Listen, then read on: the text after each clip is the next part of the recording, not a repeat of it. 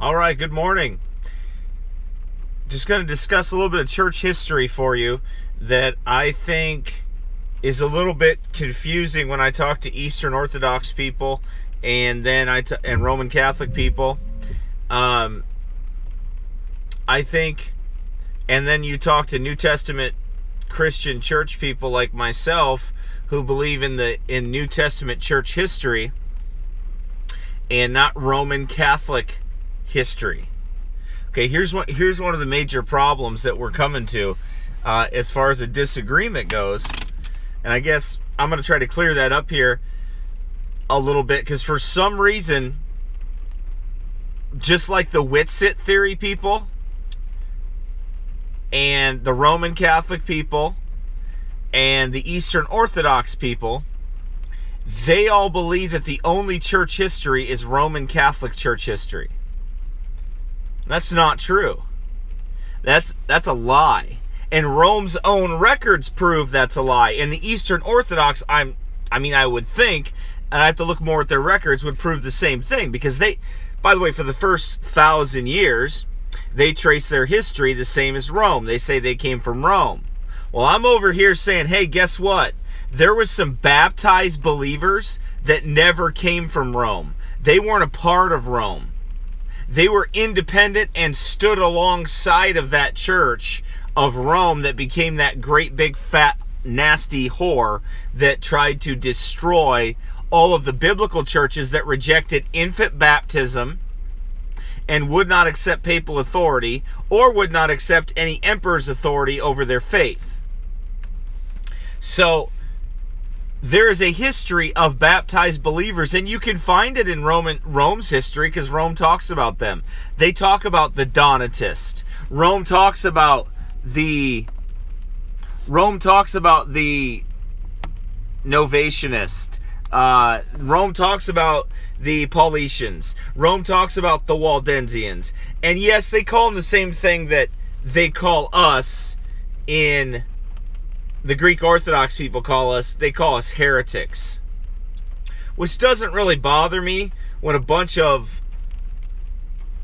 people that are kissing statues and kissing pictures of saints and are venerating and worshiping Mary, and who, by the way, is not the mother of God. She's the mother of Jesus. Jesus is God, yes, but Jesus was God manifest in the flesh. So there's not some queen of heaven going on. We'll talk about that in another video.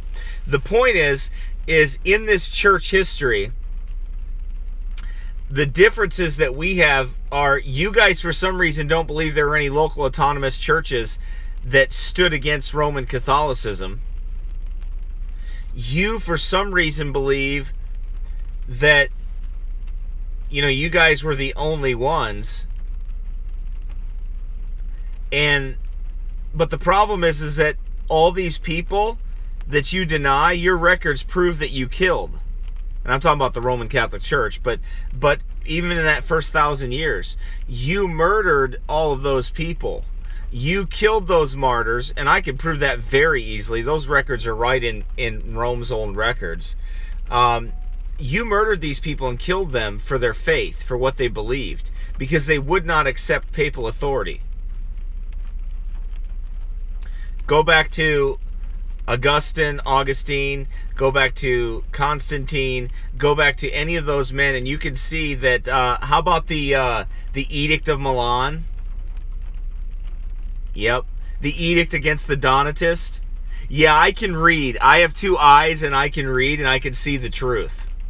Okay, so there were many people that were slaughtered for their faith. The Edict of Milan, the edict against the Donatists, all those edicts, and then the Paulician slaughter that took place. Many. I've got the Baptist Battle for Liberty. You can go back and listen to those. Those records are there. That truth is there. It's not hard to find. It's right there in plain sight.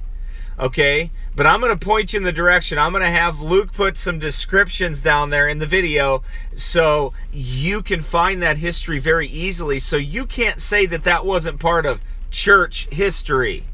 Okay? Because what you guys are saying is that, well, there was like the Great Schism and then like nobody ever... Okay, so nobody stood against Roman and papal authority all the way through that time. Nobody stood against Constantine. Nobody stood against any of these men. Wait, no, that's a lie, because I have the history that proves it very differently, that many of those people did from their own records, our enemies' records, that hated us for the gospel's sake, that hated us because we rejected their baptism, that hated us because we rejected their bishops. Yep. There were always holy men that stood against that Roman apostasy. There were always men that stood against that emperor's rule over their faith. And that is very easily proven. But that's the problem. You have a false history. You're leaving out the facts for a reason.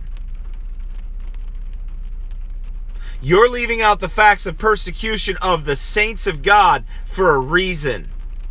You're leaving it out because you don't like it. Because it indicts you, just like it indicts Calvin, just like it indicts Zwingli, just like it indicts the other reformers, just like the Puritans are indicted by it. That's why you don't like that history. That's why you would love that history to go away, but you all bragged about it in Roman Catholic history. You all bragged about murdering these people. But guess what? By God's grace, you can't chop my head off and you can't burn me at the stake using the state to do it. So I'm going to tell this truth, and you can put your little reviews on Facebook, and you can do all these things you want to that you don't like, because I'm telling you the truth. That doesn't bother me one bit. I'm going to keep telling you the truth, because you need to understand salvation by grace through faith, that the Word of God is quick and powerful and sharper than any two-edged sword, piercing and dividing asunder of soul and spirit, and is a discerner of the thoughts and intents of the heart. Also, you need to understand that Christ might receive glory in the church throughout all ages, a world without end. You know, that Christ promises there would always be people on this earth. There would always be his church on this earth. There would always be men that would be earnestly contending for the faith which was once delivered unto the saints. So, I'm gonna show you where that true history is. And you can try to deny it, but your Roman Catholic history wrote about it. You all wrote about it, and you all bragged about it, and I intend to use your own writings against you. And to call these people heretics, was there heresies among the Donatists? Sure. Were there heresies among the other groups? Sure. There always have been, just like there are today. Heresies among people that call themselves Baptists, heresies among people that call themselves Pentecostals, heresies among all of those groups. There always has been. But that doesn't mean that all of them were. And any fair historian will look at that and say, that's true. I can't say everybody was like that, because if I say everybody was like that, then I'm not being honest, because I don't know everybody. Right. So, the point is, the church history is there, and I intend to show you where it is, and I'll give it to you point by point. But I'm not going to argue on Facebook threads and type little things. I don't have time for that, okay? It's a waste of time. I'll do videos exposing that history. I've already done hours upon hours of it. It's there, the Baptist Battle for Liberty. Look it up.